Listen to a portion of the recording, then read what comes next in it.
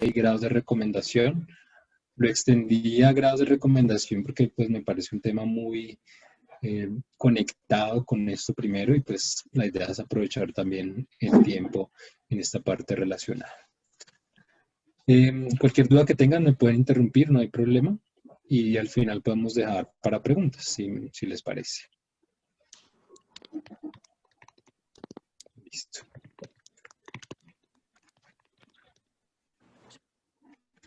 Entonces, primero vamos a hablar sobre los niveles de evidencia y su rol en la medicina basada en la evidencia. Todo lo que estamos hablando el día de hoy, ¿verdad? Listo. Todo lo que estamos hablando el día de hoy, esta parte de niveles de evidencia y los grados de recomendación, están muy relacionados con la medicina basada en la evidencia. Todo esto impacta en la medicina basada en la evidencia. ¿Listo? Y con esto es con lo que se basa la medicina basada en la evidencia. Entonces, nosotros tenemos que esto nació más o menos a finales del siglo pasado. Tenemos los primeros como acercamientos a los niveles de evidencia con el Canadian Task Force. Ellos en 1979 crearon algo que se llamaba el Periodic Health Examination. Entonces, ¿qué fue lo que hizo Canadá? Canadá quería que su población se sometiera periódicamente a unos exámenes para mirar su nivel de salud, o sea, mirar qué tan saludables estaban, de hacer detección temprana, hacer prevención primaria, hacer detección temprana, hacer prevención primaria de enfermedades. Y aquí empezaron a desarrollar ciertos procedimientos para juzgar los diferentes estudios que tenían en los que se evaluaban esos criterios, esas pruebas diagnósticas, con el fin de ver si eso en verdad impactaba o no en la población que ellos tenían. Digamos que eso es lo que ellos buscaban con ese Periodic Health Examination. Entonces, desde ahí empiezan a surgir ya unas recomendaciones alrededor de quién se debería tomar unas pruebas, a qué edad se debería tomar unas pruebas y cuándo en verdad no funciona esta clase de pruebas.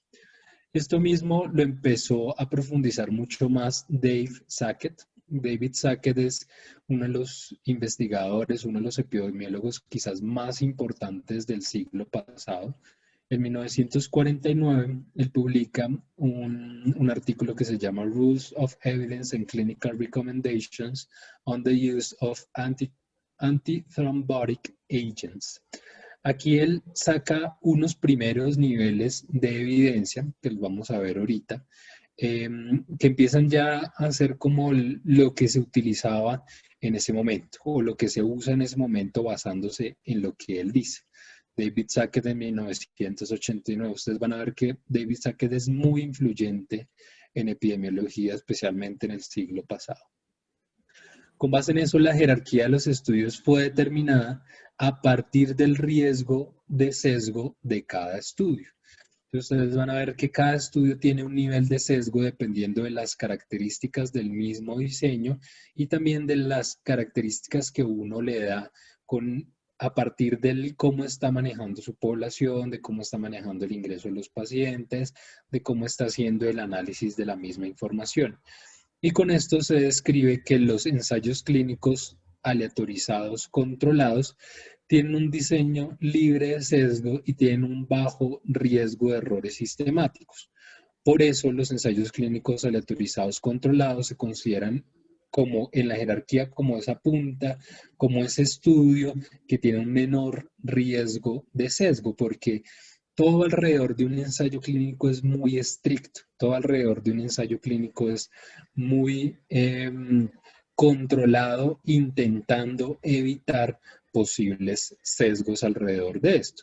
Por supuesto que también depende de quién desarrolle esto, si lo desarrolla mal, si lo desarrolla bien, pero en general, digamos que un ensayo clínico bien hecho es un ensayo que o es libre de sesgos o tiene muy pocos sesgos. Yo, digamos, no diría que alcanza a ser libre de sesgos porque todo ensayo tiene alguno que otro sesgo, pero es el tipo de estudio que menos probabilidad tiene de sesgos.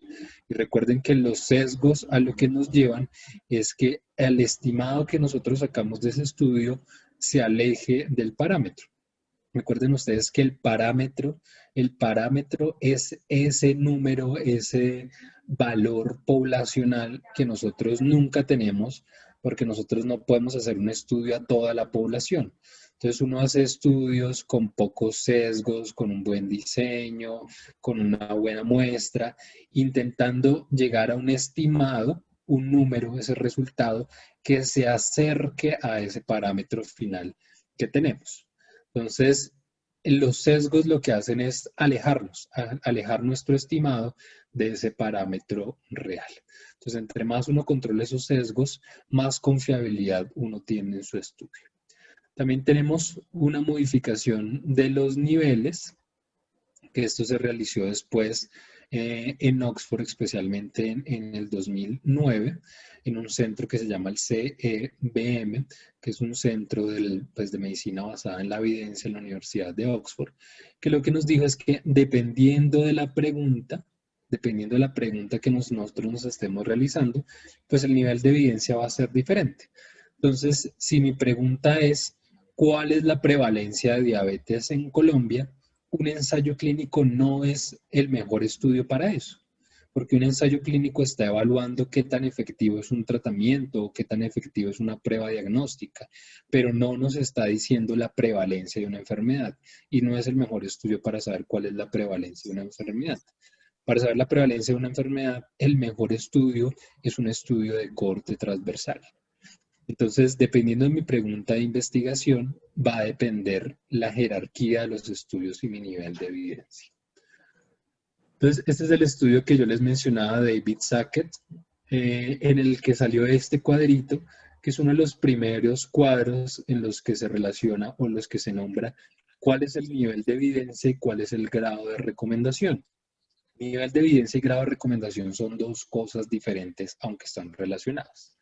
El nivel de evidencia simplemente me menciona en qué punto de la jerarquía está el estudio que yo estoy analizando. En qué punto de esa jerarquía o qué tanta posibilidad de sesgo puede llegar a tener ese estudio. Y el grado de recomendación lo que me dice es si yo voy a aplicar ese resultado de ese estudio a mis pacientes, ¿qué grado de recomendación yo tengo? Siendo el grado A de recomendación el más alto y usualmente el BS va bajando, también dependiendo porque todo va muy relacionado con el nivel de evidencia que tengamos. Pero en esto vamos a profundizar más adelante.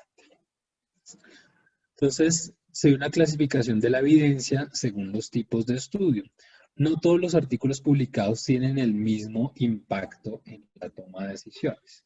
Entonces, ahí también va modificando un poco nuestro nivel de evidencia y nuestro grado de recomendación dependiendo del artículo que tengamos. No todo artículo tiene un gran impacto y a veces artículos muy sencillos tienen un impacto mucho mayor que artículos con unos diseños más complejos. No todos los diseños de estudios epidemiológicos tienen el mismo poder para formular una recomendación. Entonces, una recomendación es lo que yo voy a decir basándome en este estudio que yo realicé, qué grado de recomendación yo doy para aplicar lo que yo hice dentro de mi estudio. Si yo hice una intervención, si yo detecté un factor de riesgo, si detecté un factor o una prueba diagnóstica, ¿qué recomendación yo voy a dar con respecto a esto? Pues depende de mi estudio epidemiológico.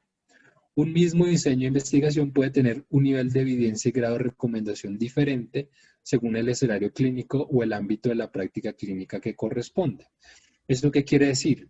Que yo puedo tener un ensayo clínico aleatorizado que se realizó en Estados Unidos y que no aplique para mi contexto, que no aplique para la Fundación Cardioinfantil, porque mis pacientes son diferentes, las características de ellos son diferentes, yo no tengo el seguimiento que se le hace a los pacientes en Estados Unidos, mi gente todavía vive por fuera de Bogotá, entonces hay una adherencia muy baja a los tratamientos. Entonces, cuando nosotros miramos el nivel de evidencia del grado de recomendación, estamos viendo más allá del simple resultado del estudio y estamos viendo cómo ese resultado está aplicando a nuestra población o cómo ese resultado puede llegar a impactar a nuestra población. ¿Cómo David, está, ¿tienes John? algún comentario? Doctor, creo que alguien tiene prendido el micrófono, ya le pedimos el favor que lo cierre. Entonces, recordemos la jerarquía. Esta digamos que es la jerarquía que ustedes han visto, la pirámide de la evidencia, en el que en la parte de abajo está la opinión de expertos. La opinión de expertos no es mala siempre y cuando sea la última opción. O sea, la opinión de expertos, cuando no tenemos un ensayo clínico, cuando no tenemos una revisión sistemática, quizás lo mejor es la opinión de un experto. Y ustedes van a ver que muchas recomendaciones se basan en la opinión de expertos. Usualmente son recomendaciones C, depende de la escala que estamos utilizando, a veces son recomendaciones C, a veces son recomendaciones D, pero dependiendo de eso, pues a veces lo mejor es una recomendación o la opinión de expertos. Usualmente reúnen a varios expertos, no solamente una persona. Arriba de eso están estudios de casos y controles, series de casos o reportes, digamos, hablando de una intervención. Si la intervención no se ha aprobado con un ensayo clínico, más que una opinión de expertos, viene siendo mejor una serie de casos. Entonces, digamos, es experto, está tratando a los pacientes de esta forma y simplemente publica los resultados de su cohorte de pacientes. Entonces, recuerden, cohorte, un estudio de cohorte es diferente a una descripción de una cohorte de pacientes. La descripción de una cohorte de pacientes es que yo tengo un grupito de pacientes y simplemente voy a describir esos pacientes cómo les está yendo. Un estudio de cohorte es un estudio observacional, analítico, usualmente prospectivo, en el cual estamos analizando un factor de riesgo para una enfermedad. Estudios de cohorte, que ya es lo segundo que les mencionaba ahorita. Ensayos clínicos controlados aleatorizados. Y aquí empezamos ya a tener artículos de sinopsis, síntesis de la evidencia, y lo más alto usualmente en la evidencia son las revisiones sistemáticas. Entonces va a depender de cuál es nuestra pregunta de investigación, como uno enfoca esa revisión sistemática. Porque uno puede hacer una revisión sistemática de ensayos clínicos, uno puede hacer una revisión sistemática de estudios de cohorte, uno puede hacer una revisión sistemática de estudios de cohorte transversal, que va a depender de mi pregunta de investigación. Como les digo, si mi pregunta es ¿cuál es la prevalencia de diabetes? Mi mejor evidencia es una revisión sistemática de estudios de corte transversal. Si mi pregunta de investigación es si determinado factor de riesgo impacta en la mortalidad de una persona, digamos, fumar.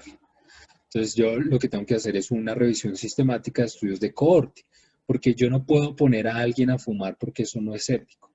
Y si mi intervención o si mi revisión es sobre una intervención, o si lo que yo quiero saber sobre una intervención, digamos, la actividad física. Entonces lo que yo hago es mirar ensayos clínicos aleatorizados que hayan hecho o que tengan esa pregunta de investigación y hago una revisión sistemática sobre esto. Entonces habla de la jerarquía.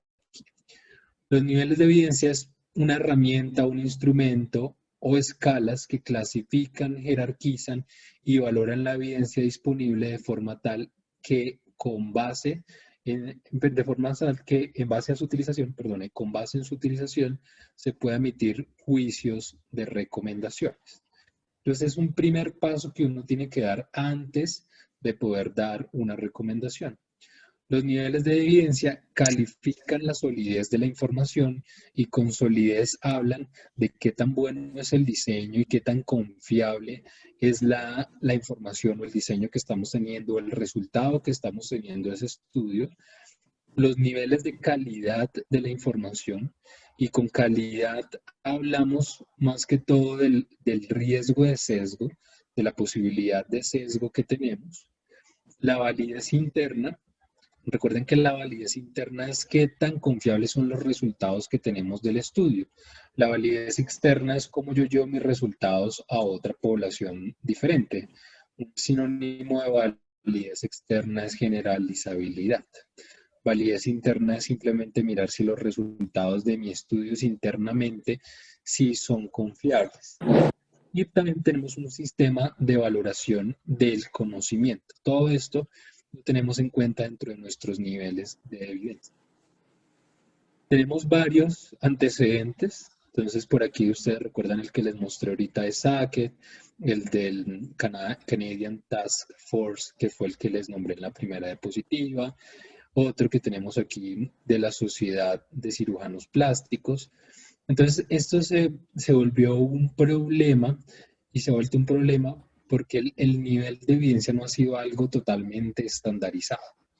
Entonces, dependiendo de la sociedad, dependiendo del lugar donde uno mire, utilizan uno que otro nivel de evidencia. Usualmente son muy similares. Un nivel 1 son ensayos clínicos aleatorizados, un nivel 4 o 5 son series de casos, opinión de expertos, pero a lo que va mi comentario es que esto usualmente ustedes lo encuentran es en guías de práctica clínica. Una guía de práctica clínica, recuerden ustedes que una guía de práctica clínica no es más que muchas preguntas de investigación juntas, muchas preguntas clínicas juntas y muchas revisiones sistemáticas pequeñas. Eso es una guía de práctica clínica. Entonces, las guías de práctica clínica usualmente se definen por uno u otro nivel de evidencia, una u otra escala de nivel de evidencia. Entonces, uno tiene que poner atención. Al inicio de la guía siempre mencionan cuál es esta escala o estos niveles de evidencia que ellos van a tener en cuenta y también cómo van a graduar los niveles o el grado de recomendación que dan ellos. Porque no toda recomendación A1 significa lo mismo, no toda recomendación B2, perdón, significa lo mismo. Entonces tienen que tener eso muy en cuenta cuando estén leyendo una guía de práctica clínica. Digamos, uno de los más conocidos es los niveles de evidencia según Oxford, eso es Oxford en el 2009, en el cual el nivel 1A eran metaanálisis de randomized clinical trials, de ensayos clínicos aleatorizados que son homogéneos. Homogéneos, ¿qué quiere decir? Que entre esos estudios que yo metí, recuerden que un metaanálisis no es más que un promedio ponderado de los resultados de muchos estudios. Entonces, si ustedes hacen un promedio, o sea, si meten muchos resultados de estudios dentro de un mismo cálculo, pues uno tiene que estar muy pendientes que sean más o menos similares en el diseño de esos diferentes estudios. O sea, para ponerlo en términos de calle, que yo esté solamente metiendo manzanas y que yo no tenga manzanas, carne, arroz dentro de un mismo conjunto de datos. Esos ya son datos heterogéneos. Heterogéneos es cuando los diseños de estudios son muy diferentes, las poblaciones son muy diferentes. Esos son datos heterogéneos. Homogéneos cuando ya todos mis ensayos que estoy metiendo son muy parecidos en su diseño. Simplemente cambia la población. Uno ve cuando tenemos los ensayos clínicos aleatorizados con intervalos de confianza cortos. O sea, no nos metemos en si son homogéneos o no, sino simplemente el resultado me da o estoy metiendo intervalos de confianza cortos y aquí solamente estoy hablando de uno o dos ensayos clínicos. O sea, no estoy haciendo un metaanálisis, sino simplemente encontré un ensayo clínico que tiene un intervalo de confianza corto. Recuerden que intervalos de confianza corto significa que tienen muestras muy grandes y que tienen un nivel de error muy bajo. O sea, ahí estoy confiando de que fue un ensayo clínico bien. Y uno sé cuando tengo ensayos clínicos con intervalos de confianza amplios. O sea, yo tengo una pregunta de investigación, voy y hago una búsqueda en la literatura y lo único que encuentro es un ensayo clínico y tiene un intervalo de confianza amplio. Eso sería un nivel 1 de estos niveles de evidencia de Oxford. 2A son revisiones sistemáticas de estudios de cohorte homogéneos. Esto, recordemos, o quizás no se los mencioné antes, es relacionado con estudios de intervención. Entonces, nuestra pregunta es si una intervención sirve o no sirve. 2A, cuando tenemos revisión sistemática de estudios de cohorte homogéneos. 2B, estudios de cohorte buenos, casos y controles o ensayos clínicos de baja calidad. Entonces vean acá que no siempre un ensayo clínico aleatorizado tiene jerárquicamente un mejor nivel de evidencia que un estudio de cohorte. Si uno tiene un buen estudio de cohorte, un estudio de cohorte bien diseñado, puede ser mejor que un ensayo clínico con muchos sesgos. Incluso que un caso así con bien diseñado puede ganarle un ensayo clínico que tenga muchos sesgos.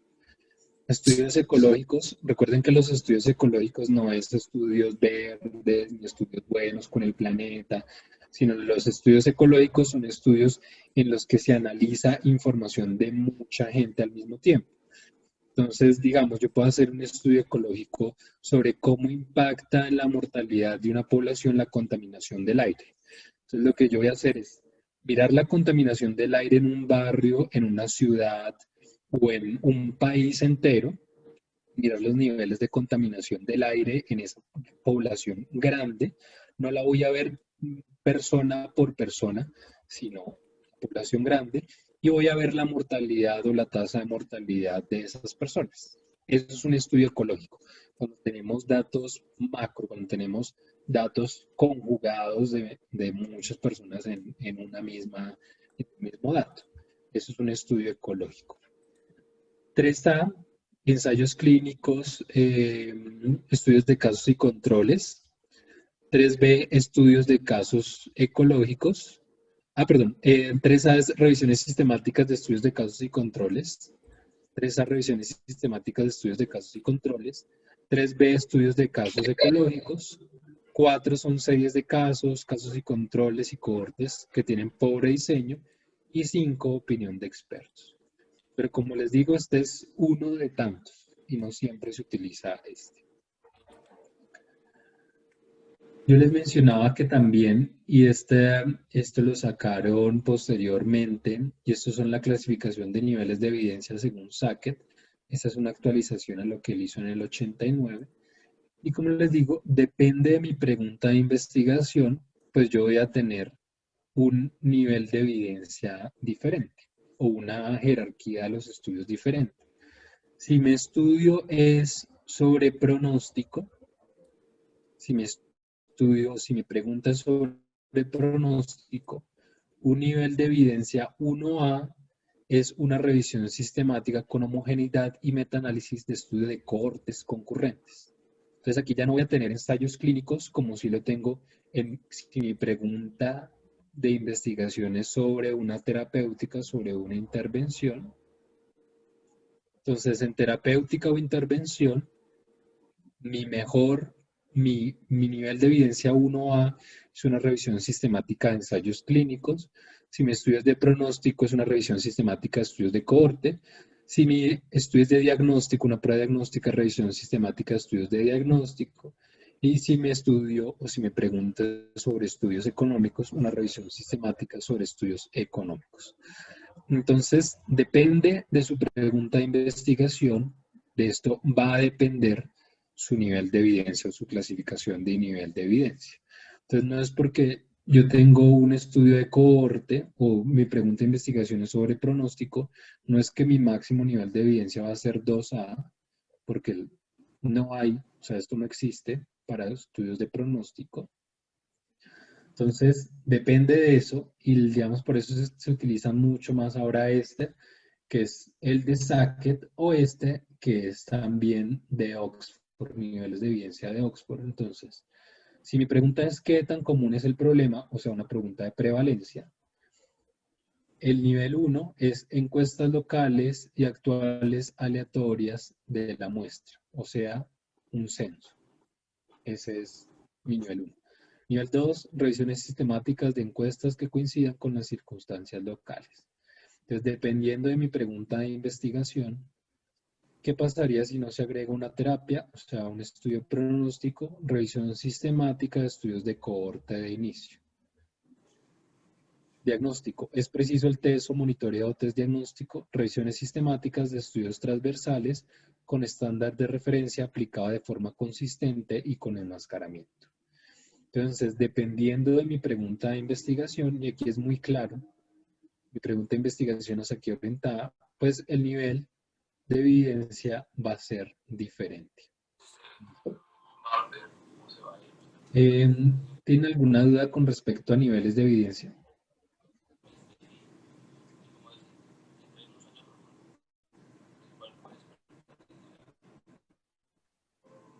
Pues, doctor, a mí me gustaría saber, usted en lo que ha visto, digamos, en los proyectos de investigación que realiza la universidad y demás, ¿cuáles escalas de clasificación de niveles de evidencia se utilizan en nuestro contexto con mayor frecuencia? Y pues, ¿qué le parece a usted que sean esas? Uno ve que últimamente se utiliza mucho esta, que es la de Oxford 2009. Esta se tiende a utilizar mucho, aunque también uno ve mucha gente que se quedó también con esta. Confunden mucho, la gente confunde mucho los niveles de evidencia porque creen que solamente hay unos y no dependen de la pregunta de investigación. Entonces, el error más común es, mi pregunta es de prevalencia, yo no tengo que hallar un nivel de evidencia, porque eso de niveles de evidencia es solamente para los ensayos clínicos o para las preguntas de intervención. Entonces, ese es como el principal error que uno ve. Esta es principalmente la que uno ve que más usan, la de Oxford. Pero si ustedes ven, si uno compara la de Sackett con la de Oxford, son muy similares. Son muy similares. Aquí tienen pues terapia, lo único es que el Sackett los divide como en más, uno a uno b 2A, 2B, pero son, digamos, muy similares en general. Entonces ustedes siempre tienen que estar pendientes de cuál están utilizando para saber dónde se están parando.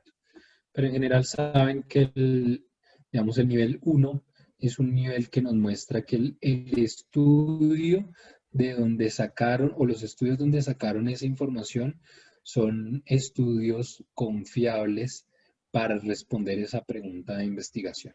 O sea, que tienen pocos sesgos para responder esa pregunta de investigación. Entonces ahora vamos a hablar sobre los grados de recomendación. Los grados de recomendación es una forma de clasificar las sugerencias que uno da para adoptar o no una intervención. Entonces, con grados de recomendación uno decide si adquiere o no una nueva tecnología o si implementa o no una nueva tecnología. Y recuerden que tecnología no implica microchips, tecnología no implica una pantalla, sino tecnología es simplemente el saber cómo hacer algo, el know-how. Entonces, tecnología puede ser un proceso, tecnología puede ser un nuevo resonador, tecnología puede ser un medicamento. Entonces, solamente el término tecnología en español se entiende muy corto cuando es mucho más amplio que eso. Entonces, cuando aquí hablo de tecnología puede ser cualquier cosa, puede ser un proceso de cómo vamos a recibir a los pacientes con COVID en un hospital. O tecnología puede ser qué tratamiento le vamos a dar a los pacientes con diabetes. O tecnología puede ser qué imagen diagnóstica vamos a utilizar para los pacientes con ACV. Eso puede ser. La fuerza de una recomendación se define como la extensión a la cual existe la confianza de que las consecuencias deseables de la intervención pesan más que las consecuencias indeseables.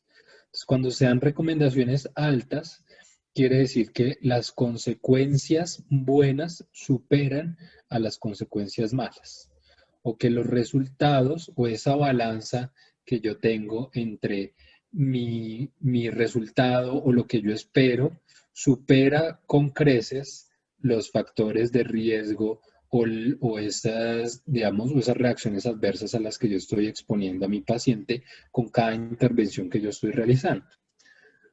El más famoso de grados de recomendación es el GRADE. Este es el más utilizado y quizás el más estándar, quizás porque es el que utilizan en Cochrane. Y lo que hacen es utilizar una clasificación simple de 4 categorías que va desde fuerte o débil a favor o en contra de una intervención. Entonces, ahorita vamos a hablar un poco de este GRADE. La fuerza de la recomendación tiene implicaciones para los pacientes, para el público, los clínicos y los tomadores de decisiones. Por eso usualmente se tienen muchas cosas en cuenta a la hora de dar una recomendación. No es simplemente que yo tengo el resultado y que vea,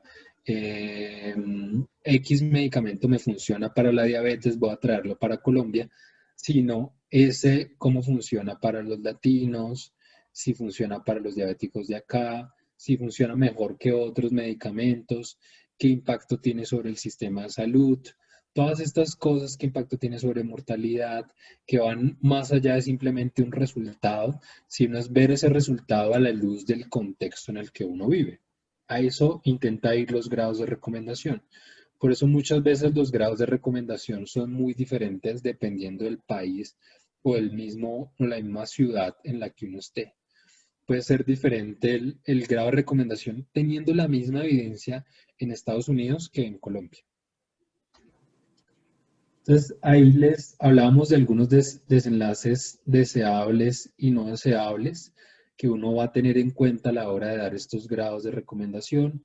Digamos, desenlaces deseables, un aumento de la longevidad, reducción en la morbilidad, resolución de síntomas, mejora en la calidad de vida, disminución en el uso de recursos, y aquí no solamente piensen en recursos como plata, sino recursos como, digamos, que yo ahora voy a utilizar una intervención que hace más sencillo, un ejemplo.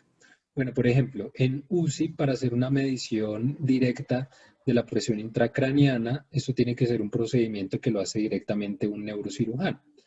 Pero neurocirujanos hay muy poquitos en el país. Entonces, eso hace que yo en muy pocos pacientes pueda hacer una revisión constante de la presión intracraneana.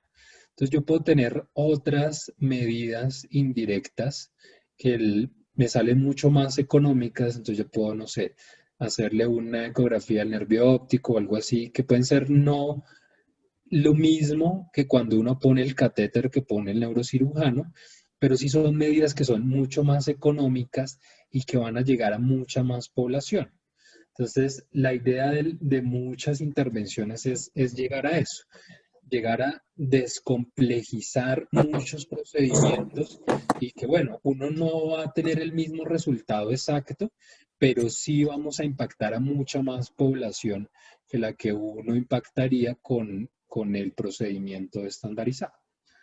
Eso se refiere a la disminución o a la disminución del uso de recursos. Entonces aquí estoy hablando de recurso como neurocirujano. Y los desenlaces no deseables, disminución de la longevidad, complicaciones serias inmediatas que pueden ser típicas en cirugías terapéuticas, relativamente efectos secundarios menores, efectos secundarios serios y raros que pueden presentarse a largo término. Digamos, eso es algo que a uno le preocupa con las vacunas que están sacando ahorita en tan rápido tiempo. Pues si uno está teniendo una vacuna que antes una vacuna se demoraba 5 años por bien que les fuera, solamente dura de 10 a 15 años en desarrollar un medicamento, y ahora esta vacuna contra COVID la están sacando en menos de un año, pues imagínense todos los pasos que se están saltando en investigación, en seguridad, y uno se va a poner una vacuna el otro año, a finales de este año, que dicen que en algunas personas se la van a poner, que no se sabe el perfil de seguridad. Entonces yo sé el perfil de seguridad de los pacientes que se la llevan poniendo 6 meses, pero no sé qué va a pasar un año, no sé si sigue sirviendo, si no sigue sirviendo, si crea inmunidad, si el virus muta y ya no crea inmunidad. Entonces hay muchas preguntas alrededor de la vacuna y por eso digamos que hay mucha gente que le tenemos como recelo a que esa no va a ser quizás la solución que todo el mundo cree a esta pandemia. Disminución en la calidad de vida, inconvenientes que pueden presentar y disminución o aumento, perdón, en el uso de recursos. Digamos, hay muchos medicamentos que ahorita están saliendo para cáncer, todos esos que terminan en MAP, medicamentos recombinantes, que salen una cantidad de estudios, especialmente ahorita en cáncer de mama, de mujeres que ya tienen la recidiva de la recidiva y que les aumenta la expectativa de vida 3 meses, pero que cuestan $1.000.000. Entonces yo digo, o sea, sí, le estoy aumentando la expectativa de vida 3 veces a esta mujer, pero en verdad vale la pena para el sistema de salud invertir tanto $1.000.000 cuando ese $1.000.000 yo lo puedo invertir en cosas que van a impactar a muchas más personas cuando nosotros tenemos un sistema de salud que tiene recursos finitos, o sea, que tiene recursos limitados. Entonces, todas esas decisiones son las que piensa la gente antes de formular un grado de recomendación. Bueno, yo creo que nos saltamos el descanso. Grados de recomendación. Entonces, estos son los grados de recomendación según Oxford. Entonces, según Oxford, tenemos el grado A, que son estudios de nivel 1, de nivel de evidencia 1. Grado B, estudios de nivel 2 y 3. Grado C, estudios de nivel 4 o extrapolaciones de estudios de nivel 2 y 3. ¿Qué quiere decir extrapolaciones? Que yo no estoy viendo directamente, no sé, digamos, yo sé que alguna intervención poblacional sirve para controlar brotes de influenza. Entonces, yo llevo esa recomendación que se estudia en influenza a pacientes con COVID. Entonces, yo llevo esa recomendación, no sé, el lavado de manos, distanciamiento físico. Esas son cosas que no se han estudiado en pacientes con COVID directamente, pero que ya sabemos en enfermedades muy similares, con un mecanismo de contagio muy similar que funciona. Entonces, yo lo aplico o lo extrapolo a otra enfermedad. Eso es extrapolar. Y D es nivel 5 o inconsistentes o no conclusivos de cualquier nivel. Ahora aquí está la definición de extrapolación. También tenemos niveles o grados de evidencia según el Canadian Task Force. A y B indica que existe evidencia para ejercer una acción. D y E indican que no debe llevarse a cabo la intervención o acción determinada. C, la evidencia es contradictoria. Y insuficiencia en calidad o cantidad de evidencia disponible para establecer una recomendación. Entonces, depende mucho, ustedes tienen que estar pendientes del grado de recomendación, qué institución lo da, para saber, porque no siempre D significa lo mismo, no siempre C significa lo mismo. Este es de otros, este también es del Canadian. Recomendación A, existe buena evidencia. Recomendación B, existe evidencia moderada. Eso es lo mismo en lo que hablamos acá, pero de una forma más detallada. Evidencia D, existe evidencia moderada para no recomendar la intervención. Entonces, a veces uno dice, no sé, la acitromicina para pacientes con COVID tiene una recomendación D. Entonces uno va y mira, recomendación D, ¿qué es? Depende. Que recomendación D puede ser un nivel 5, que el nivel 5 era opinión de expertos. Entonces, que la acitromicina puede servir, pero es como opinión de expertos, según Oxford.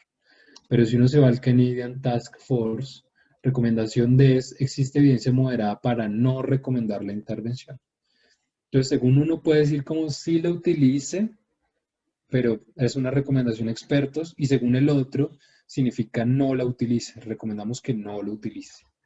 Entonces, estén muy pendientes de el grado de recomendación, qué institución lo está dando. Y usualmente, como les digo, eso se utiliza mucho en guías de práctica clínica, y al principio de la guía a uno le dicen a qué instituciones se están acogiendo en los grados de recomendación. Sin embargo, el que más se utiliza es el GRADE.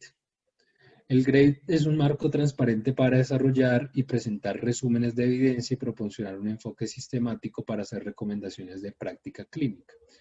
Este es el que utiliza Cochrane y quizás es el que más uno escucha y el que más, digamos, se ha venido utilizando últimamente. Los de Oxford, el de Sackett, el del Canadian Task Force, se han ido perdiendo un poco. Y este es el que más se utiliza en la actualidad. Pero si ustedes leen una guía viejita que no se ha actualizado, es probable que caigan en GRADE. Es la herramienta más ampliamente adoptada para calificar la calidad de la evidencia y para hacer recomendaciones, con más de 100 organizaciones en todo el mundo oficialmente respaldando GRADE. Usualmente cuando sucede esto es que muchas organizaciones se unen para sacar una sola recomendación o un solo estándar. ¿Cómo funciona? Entonces, primero tenemos que tener una pregunta clínica, que es la pregunta con la que nosotros desarrollamos nuestra revisión sistemática. Luego, lo que vamos a hacer es calificar la calidad de la evidencia que se aplica mejor a cada resultado. Cada resultado puede tener una calidad de evidencia diferente. Entonces, cada resultado puede ser un resultado. Hay estudios que miran varios resultados al mismo tiempo. Entonces, miran, no sé, la metformina para mortalidad, la metformina para control glicémico, la metformina para disminuir el riesgo de que una persona pierda o tenga úlceras o pierda una pierna por una úlcera. Entonces, uno puede tener varios resultados y cada resultado puede tener un nivel de evidencia y un grado de recomendación diferente, así sean del mismo estudio. Entonces, la calidad de la evidencia, como les decía, a menudo varía entre resultados. Se puede aplicar una calificación de calidad Gray general a un conjunto de evidencia en todos los resultados. Entonces, yo voy a decir cómo funciona la metformina en general para la diabetes, tanto para mortalidad como para control glicémico, como para disminución de complicaciones micro y macrovasculares. Entonces, por lo general, lo que uno hace es tomar el más bajo de todos. Entonces, yo doy el grado de recomendación, cuando los cojo así en conjunto, lo calculo para cada uno de ellos y luego tomo el más bajo para dar la recomendación general. Así es como se utiliza usualmente el grade. Entonces, ustedes ven ahí que es muy crítico y es muy fuerte cuando se utiliza en conjunto. Entonces, a veces uno puede, digamos, si uno quiere que su paciente tenga un resultado específico, uno se va a hacer resultado específico de grade y no lo mira como en conjunto. Grade tiene 4 niveles de evidencia: muy bajo, bajo, moderado y alto. Ya los vamos a ver. Entonces, grade está combinando las dos cosas. Me da los niveles de evidencia y me da también al mismo tiempo el grado de recomendación. Ensayos controlados aleatorizados comienzan con alta calidad, pero como les digo, depende de la pregunta. Y debido a la confusión residual, la evidencia que incluye datos observacionales comienza con baja calidad. Entonces, ¿qué quiere decir esto? Que estudios como casos y controles, cortes o series de casos, corte transversal, pues son los que más bajo quedan en la jerarquía de estos niveles de evidencia. Este es los niveles de evidencia. Como les decía, viene desde muy bajo, bajo, moderado y alto, dependiendo del estimado. Entonces, muy bajo cuando el estimado verdadero es probablemente diferente al estimado del efecto. O sea, ¿qué quiere decir acá? Que es muy bajo el nivel de evidencia cuando el estimado que me dio en mi resultado es probablemente diferente al parámetro poblacional que yo tengo. Y es muy alto cuando yo tengo tan pocos sesgos que el estimado que yo determiné en mi estudio muy probablemente es similar o es el mismo que el parámetro poblacional. Entonces, no sé, digamos, la moringa para diabetes. No hay estudios que prueben si sirve o no sirve. Yo les digo que uno no siempre se debe sesgar porque algo sea autóctono, que sea algo malo. ¿Qué tal que la moringa sirva? Nadie ha hecho estudios de eso. Entonces uno no sabe. Entonces uno lo que hace es determinar lo que queremos. Nosotros no sabemos si en verdad la moringa sirve o no sirve porque nadie ha hecho un ensayo clínico aleatorizado para probar si la moringa sirve o no sirve, a qué dosis sirve, a qué dosis no sirve. Entonces yo no sé cómo llegar a ese parámetro, sino yo tengo quizás algunos estudios observacionales, pero esos estudios observacionales muy probablemente el resultado está lejos del parámetro, sea porque o sobreestiman el efecto o subestiman el efecto. Entonces, esto es como el nivel de evidencia. El grade que tiene y todos estos tienden a ser subjetivos. O sea, no es algo que uno meta en un computador y le da ya un resultado específico, sino todo esto se basa en la lectura que alguien haga, de la crítica que alguien haga, de si dice si es bueno o malo el estudio, de si encuentra o no un estudio. Entonces, tienden a ser subjetivos. Por eso digamos que se crean tantos escalas diferentes. Pero tiene la ventaja de que es algo reproducible y que tiene una metodología que lo hace transparente. Entonces cualquiera puede llegar a reproducir estos datos. ¿Qué dominios tiene el grade? Tiene unos dominios que van acorde con qué hace a la evidencia menos exacta o qué hace al estimado de ese estudio menos exacto. Entonces tiene estos 5 dominios que son con los que uno califica a ese estudio o esos estudios que uno llevó para dar o no un grado de recomendación. Miran primero el riesgo de sesgos que puede tener ese estudio. Y me voy a ir acá con riesgo de sesgos y esta es la herramienta para mirar riesgos de sesgos de Cochrane, en la que aquí estamos viendo 5 riesgos que vamos a, o 5 posibles sesgos en 5 diferentes momentos de la investigación. Riesgos asociados con el proceso de aleatorización, riesgos derivados del proceso de intervención o de la intención de intervención, riesgos debidos a los datos perdidos del desenlace, riesgos se me fue la palabra measurement, en la medición del desenlace, riesgos derivados de la medición del desenlace y riesgos derivados del reporte, de la selectividad que uno puede estar dando en el reporte.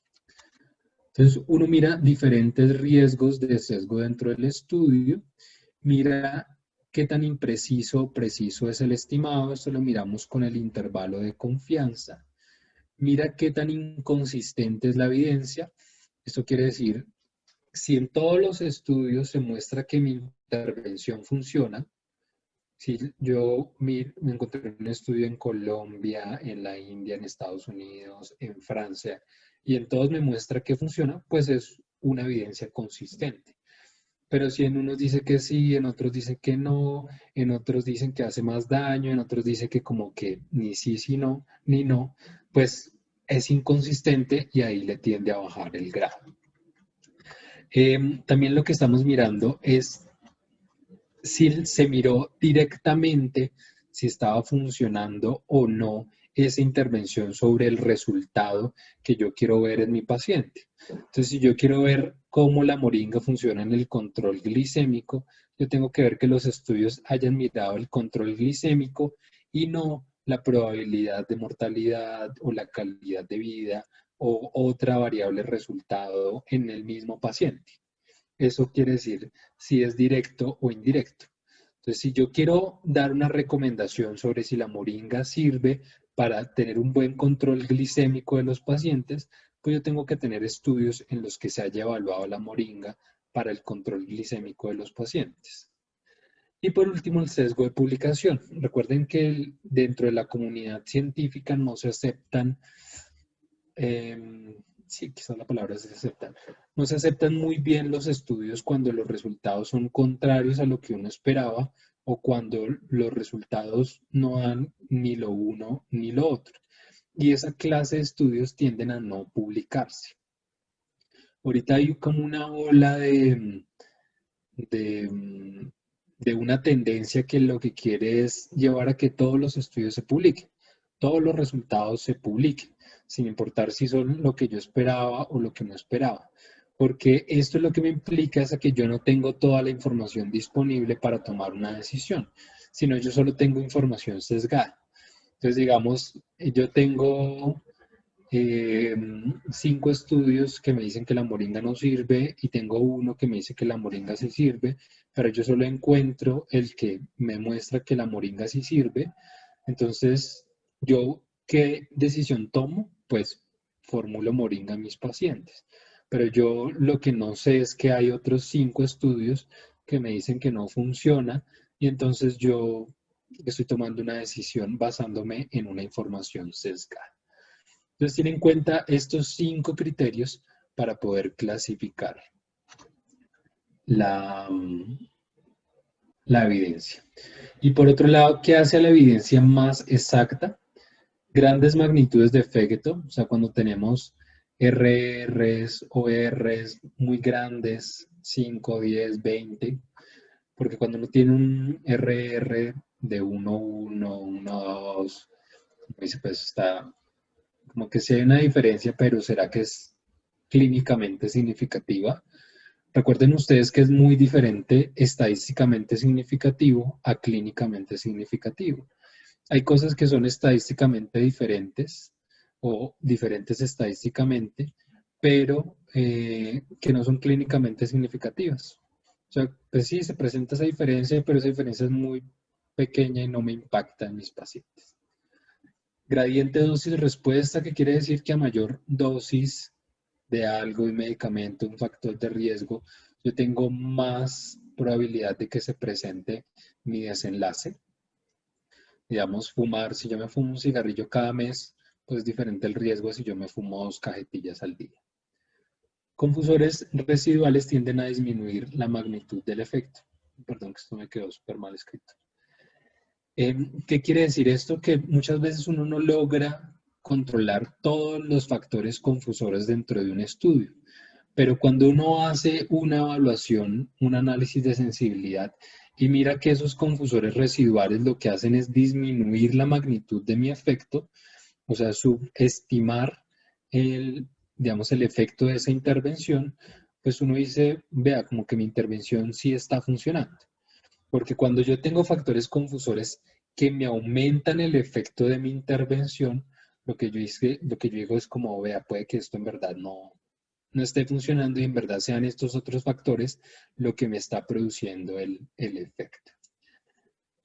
Entonces, simplemente lo que acabamos de mencionar anteriormente, los factores que disminuyen qué tanta confianza uno tiene sobre un estudio, los factores que aumentan esa confianza que uno tiene. Y por último, solamente quería recordarles el proceso para la toma de decisiones en medicina clínica. Cuando ustedes van a tomar una decisión en medicina clínica, primero tienen que tener una pregunta clínica, que usualmente es una pregunta específica, una búsqueda de la literatura relacionada con esta pregunta, una evaluación de esa información obtenida, clasificación de esa información, traducción a la práctica clínica y una evaluación de los resultados. Y lo que hoy vimos fue esa evaluación de la información obtenida y esa clasificación de la información obtenida. Entonces buscamos en la literatura, evaluamos esa información, si sirve, si no sirve, miramos los riesgos de sesgo que pueden tener y lo que hacemos es clasificarla para saber qué tan confiable es para tomar decisiones en nuestra práctica.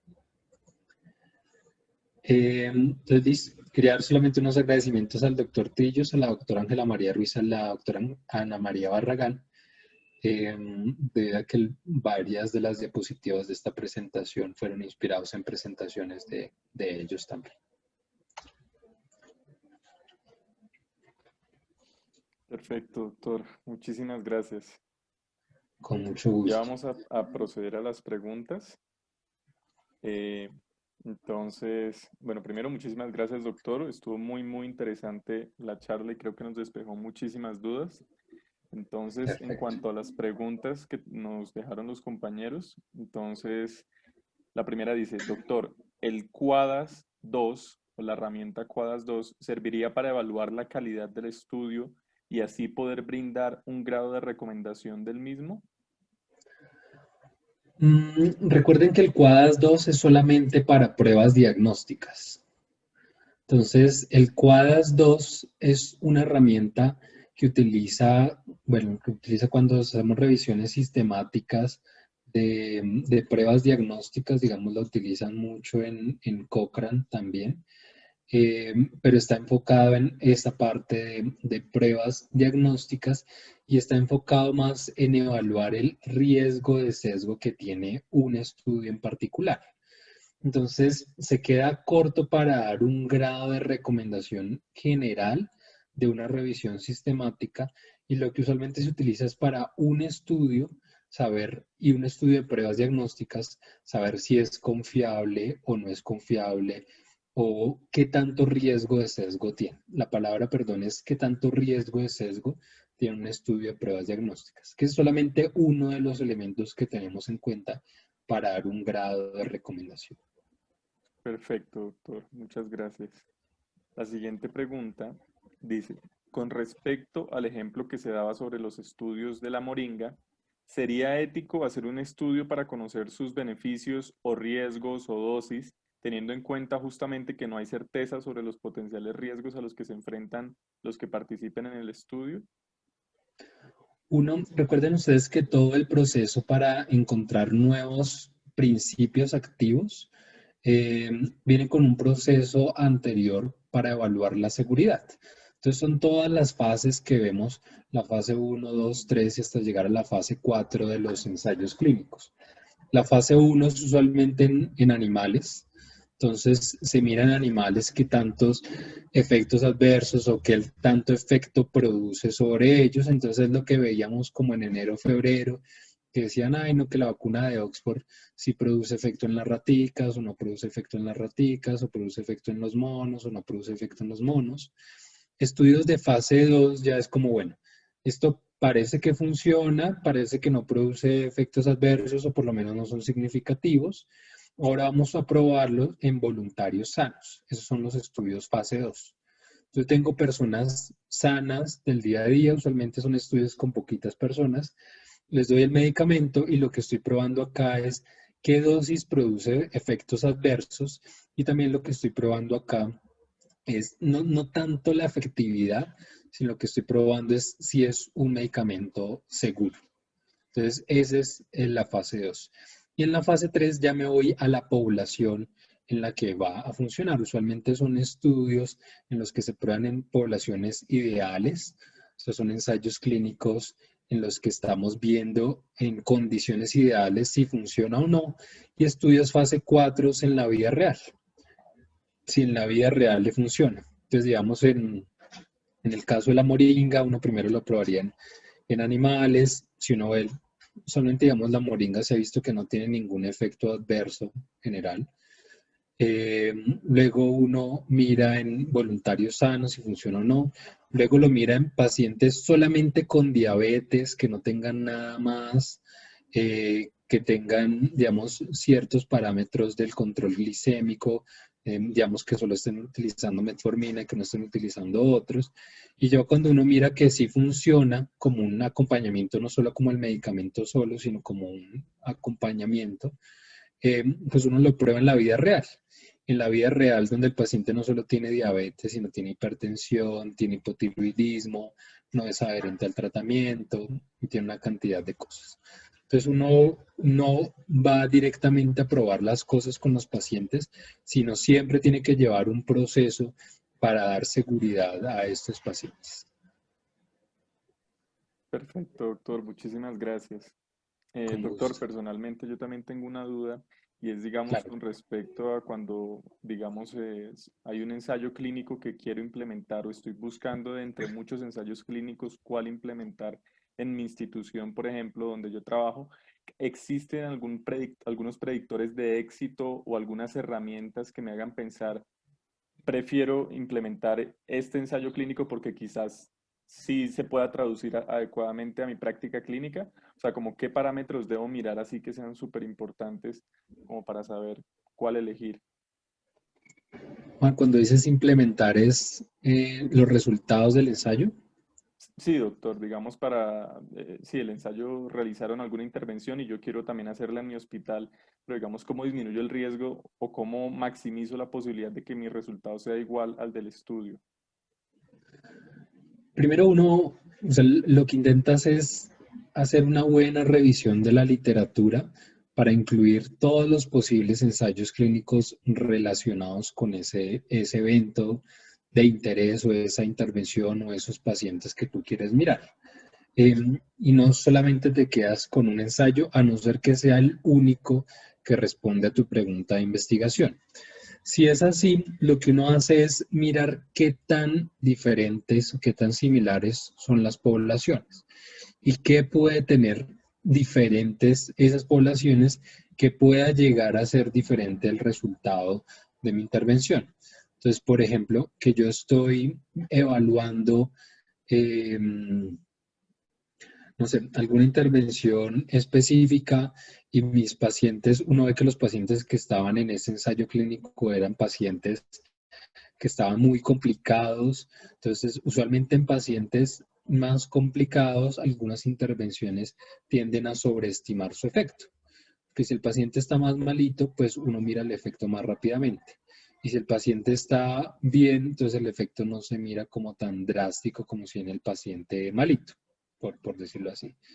Entonces yo miro y mi población en cambio está como más sana, más controlada. Entonces yo digo, esto puede que no me funcione.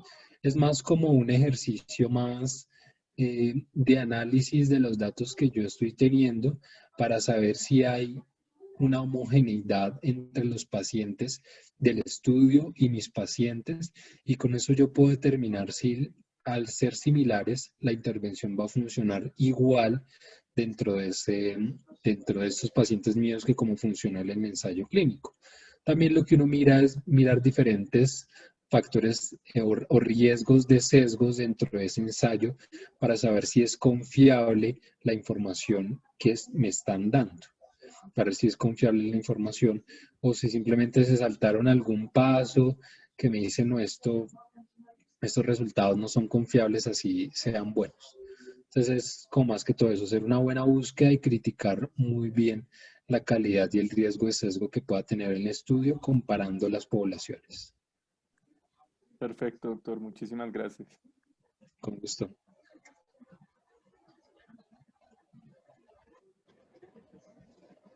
¿Alguna otra pregunta que tengan? ¿Tenga alguna otra duda? Igual, si no la tienen en el momento y les surge, pues nos la pueden enviar. Se la pueden enviar a Juan Pablo, a Elian, Nicolás y se la hacemos llegar al doctor Durán.